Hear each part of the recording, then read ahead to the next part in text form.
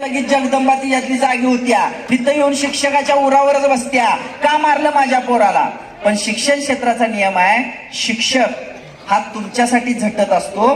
कारण जगामधला एकमेव माणूस आहे ज्याला शिक्षक म्हणून तुम्ही ओळखता, खरं तर त्याला मास्तर म्हटलं जातं. मास्तर म्हणजे काय? आईच्या स्तरावर येऊन आपल्या विद्यार्थ्याच्या अडचणी सोडवण्याचं काम करणाऱ्या माणसाला मास्तर म्हणतात.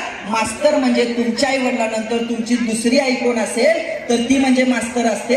म्हणून शिक्षकांच्या चरणी नतमस्तक होणारी कायम इतिहास घडवतात. बघा, ज्यांनी ज्यांनी शिक्षकांच्या चरणावर आपलं डोकं टेकवलं, ज्यांनी ज्यांनी आपल्या शिक्षकांना आपल्या देवस्थानी बसवलं, ती सगळी मुलं आज यशस्वी आहेत. यशस्वी व्हायचं असेल तर नवीन काहीतरी करता आलं पाहिजे, नव्या संकल्पना काय आहे तिची माहिती घेता आली पाहिजे. जर नसाला अभ्यासात हुशार, असू दे राहू दे, काय अडचण नाही. सगळ्यांनाच 90, 95, 96, 98, 100, 102, 103% पडणार नाहीत, पडतात 102, 103%.